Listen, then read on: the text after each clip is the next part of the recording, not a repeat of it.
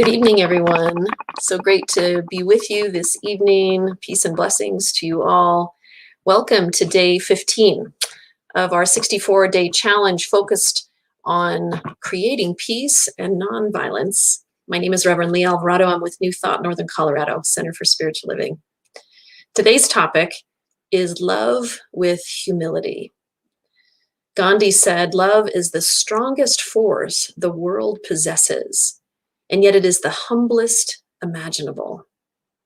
Gandhi's words are true today as they were when he spoke them back in 1927. True nonviolence is an act of love. It is the willingness to face the violence and hatred of another in love, nonviolent love. There can be no true nonviolence without a deep love, not only for ourselves, but for those we oppose. Likewise, there can never be love when violence of thought, word, or deed is present. Love is always an act of humility. It is literally impossible to face those who are violent toward you with pridefulness, arrogance, or superiority. For there is no love in that attitude or behavior, only ego. When we are in our egos, we are always judging others against our standards. Judging others comes with moral violence and superiority, never love. Love with humility always demands that we see differences with others as opinions, not as right or wrong or as truths versus untruths. This important distinction makes all the difference in the world to the one practicing nonviolence. The only right or wrong is whether we express our differences with nonviolence or violence. Love with humility also demands that the one practicing nonviolence sees those who use violence against others as deeply wounded themselves, needing the healing that only nonviolence can bring. Love with humility allows us to open our hearts and have compassion towards all. So on this eve of Love Day, on Valentine's Day, join me as we reflect on love. And I have two questions for us that I have put into the chat.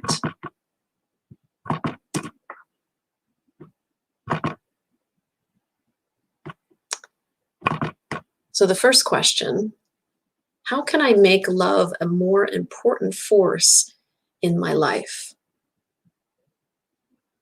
Just by asking that question, it begins to open us.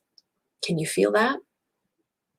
How can I make love a more important force in my life? Love is the highest vibration on the planet. It truly is that energy of the divine. And as we focus on bringing it more in our life, what kind of impact could that have? How can I approach each interaction with love and humility? No matter what interaction it is, practicing that, even something that you witness on the news, how can you approach that thing, whatever that is that you're seeing, with more love and humility? What would that look like? What would it feel like? Practicing it, opening ourselves to that, expressing that within us, breathing it in. And yeah, we're human and there's going to be moments when we can't do that. And that's okay. But for this moment, practice it. For the rest of this evening, perhaps the rest of this weekend. Tomorrow we're going to talk about love too. Practicing it. We weren't meant to do it right.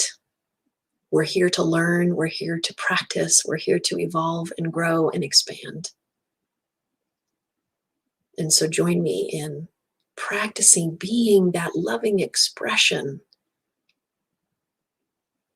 in all of our interactions, in all that we see through our eyes, with our families, with our coworkers, with all of our Zoom calls,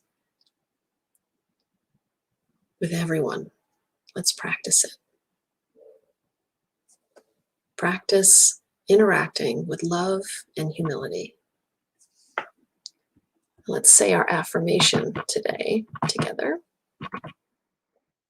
Affirmative practice, as we do every day. Let's say this together out loud.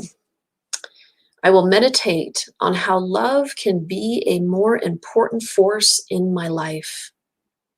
Today, I will approach each interaction with love, with humility, and compassion. Love is who I am. Love is who we are. Love is all there is. So I'm going to ask you to close your eyes, and I'm going to repeat the last few words out loud and just take it in. Take in the truth of these words. Love is who I am. Love is who we are. Love is all there is. Love is who I am. Love is who we are. Love is all there is. Feel the vibration and the beautiful energy of that truth, of these words spoken.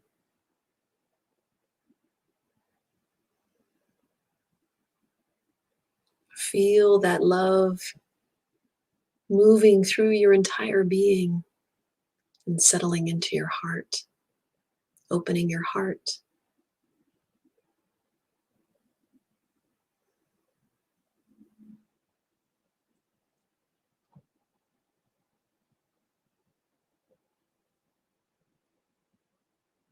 Feeling the energy of love.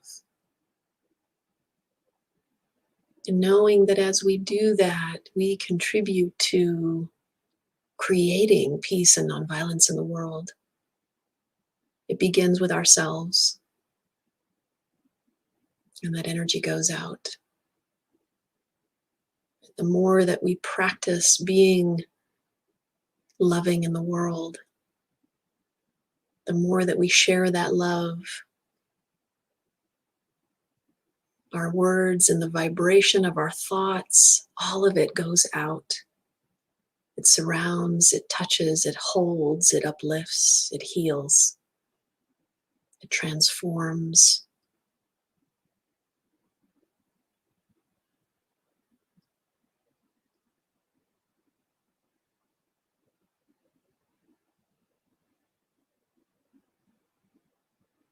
It is the truth of our very being, more than anything else.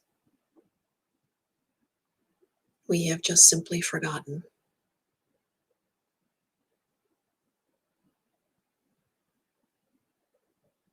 So whether this weekend you are coupled up with someone or you're not,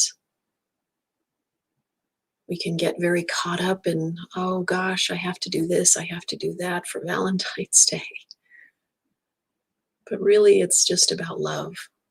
It's about being that expression of love, the energy of love, loving ourselves more, and being that loving presence for others. And what a wonderful reminder to do that, starting right now.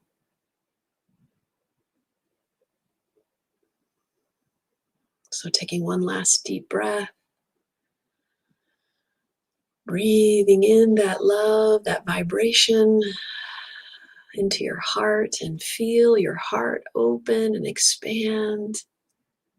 See a beautiful red rose in the center of your chest, and see that and feel it expanding. You might even be able to smell that beautiful smell, the scent of a rose.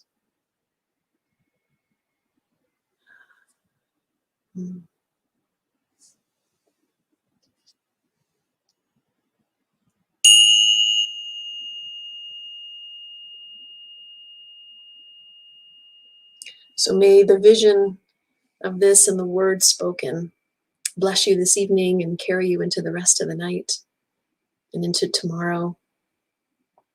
When we gather again, tomorrow will be day 16. We'll be again talking about love. Until then, have a blessed evening. Let peace begin with you. Namaste.